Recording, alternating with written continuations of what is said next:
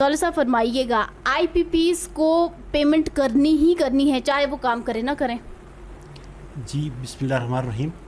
मैं विश देखें independent power producers जो हैं, इसका वजूद सबसे पहले तो ये बात करते हैं कि इसका वजूद कैसे आया, क्यों आया, 35 साल पहले इसका आगाज़ कैसे हुआ ना। देखिए 1986 से जब एक नई लहर प्राइवेटाइजेशन के बाद आई, मुल्क में डिफरेंट किस्म की फैक्ट्रीज़, सियालकोट ऑन हुआ, वो केपको जो है वो ऑन हुआ, पूरे मुल्क में जो है वो डिफरेंट किस्म की फैक्ट्रीज़ लगी। हमने उस वक़्त डैम बनाने थे, मज़ीद डैम जो है ना वो क्रिएट करने थे, जिससे जो बिजली की कैपेसिटी है उस वक़्त देखें जो उस टाइम पैदावार थी वो थी 7000 मेगावाट और ज़रूरत थी 12000 मेगावाट की। तो 5000 मेगावाट की उस टाइम जो है वो कमी थी।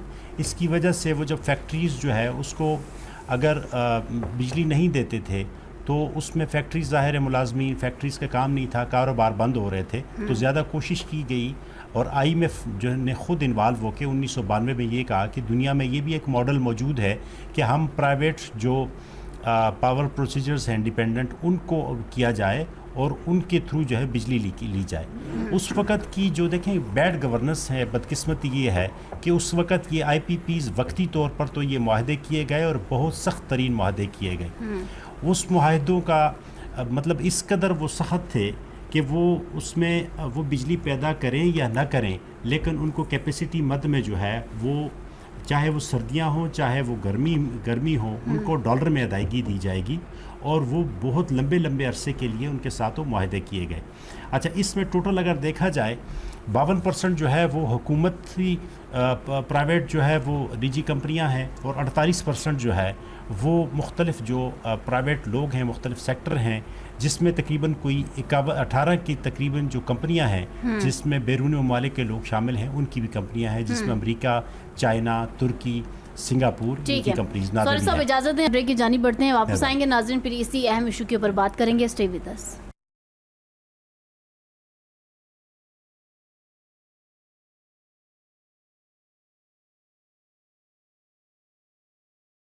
वेलकम बैक नाजरीन। बात कर रहे हैं IPPs को कैपेसिटी पेमेंट जो की जाती है बग़ैर बिजली पैदा करने के इवज़ में, और सोले साहब इसके ऊपर अपना एनालिसिस दे रहे थे। जी सोले साहब। जी देखें, बिजली जो बनाने वाली जो प्राइवेट कंपनियां हैं ना, तकरीबन ये 100 के करीब हैं। अब इनमें से कोई 51 कंपनियां, जिनमें तकरीबन कोई 58 जो है वो बैनुल अक़वामी कंपनियां हैं, जिसमें चाइना, अमेरिका, नॉर्वे, सिंगापुर, तुर्की समेत जो है ना कुछ हैं। इस दरमियान हमने एक तुर्की की कंपनी का एग्रीमेंट जो है वो कैंसिल करने की कोशिश भी की, लेकिन उसका बहुत एक भारी किस्म का हमें जुर्माना देना पड़ा। वो इसीलिए कि इंटरनेशनली हमारे साथ जो एग्रीमेंट हुए हैं वो बहुत ज़्यादा मजबूत किस्म के एग्रीमेंट उन इदारों ने, उन जो प्राइवेट बिजली घर है उन्होंने किए हुए हैं। अच्छा, अब इसमें क्या है, क्या ऐसा क्या है कि जिसको जो ना बदला नहीं जा सकता है या फिर साल दर साल इसके अंदर कुछ चेंजेस नहीं आते, ऐसा क्या है इसके अंदर? देखिए बात ये है कि इस बहती गंगा में पाकिस्तानी देखें जब सियासत के लोग इन्वॉल्व हो गए तो अब ये चूँकि ये तकरीबन कोई 33 के करीब जो कंपनियां हैं वो पाकिस्तानी सियासतदानों की हैं और वो हर हुकूमत में हर वक्त वो रहते हैं। अगर देखें मैं आपको सिर्फ 2023 और 2024 का डाटा उनका शेयर कर दूँ ना, तो आप ये देखें कि इन कंपनियों ने जो कैपेसिटी की मद की चार्जेस में एक साल में कितनी एक अमाउंट ली, तो मियां मंशा साहब के ग्रुप की 4 जो है IPPs कंपनियां हैं, जिसमें AES private limited, AES Pak generation limited, Nishat Chunian power project limited, Nishat power project limited. इनको कैपेसिटी की मद में 24 अरब से ज़्यादा रकम जो है वो अदा की जा चुकी है। अब्दुल रज़ाक दाऊद साहब जो वफाकी वज़ीर थे PTI के दौर में, उनका रोशन पाकिस्तान पावर लिमिटेड है, उन्होंने सिर्फ 4% बिजली बनाई और उनको तकरीबन 6 अरब 88 करोड़ रुपए जो है वो अदा किए गए। नदीम बाबर साहब मशहूर ज़माना सब लोग जानते हैं, बड़े बिजनेसमैन हैं, ओरिएंट पावर प्रोजेक्ट के मालिक हैं और उन्होंने 32% बिजली पैदा की और उनको 5 अरब 80 लाख रुपए जो अदा किए गए। ऐसा ही जहांगीर तरीन साहब हैं, उनके 2 बिजली घर हैं, जो JW sugar mill power project limited है और JW यूनिट 3 पावर लिमिटेड है। उनको तकरीबन कोई 2023-2024 में कोई 77 करोड़ रुपए के दिए गए।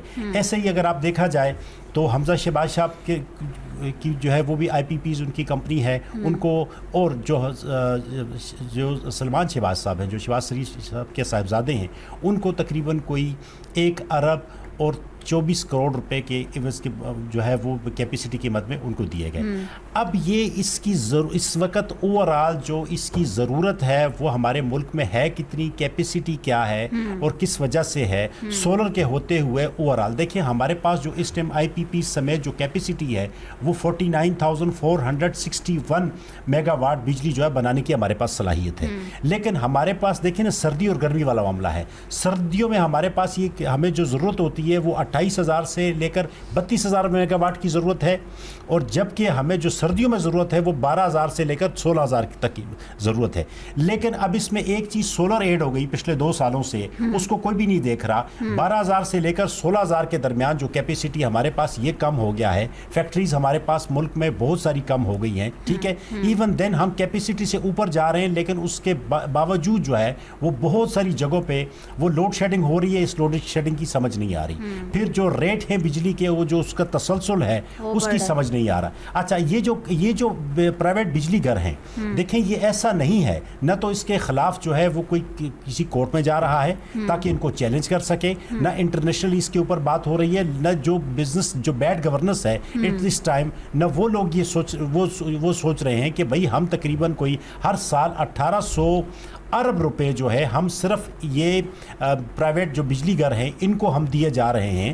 ہم یہ ہر سال جو ہے ایک ڈیم جو ہے ایڈ کر سکتے ہیں ملک کے اندر. 1,800 ارب اگر ہم وہاں دینا چاہیں عوام سے ہم ریکویسٹ کر لیں، جس طریقے سے عوام سے آلریڈی بلوں کے اندر مختلف جو ہے وہ مد میں مختلف ٹیکسوں کی صورت میں تقریباً 37% ٹیکسز ہیں.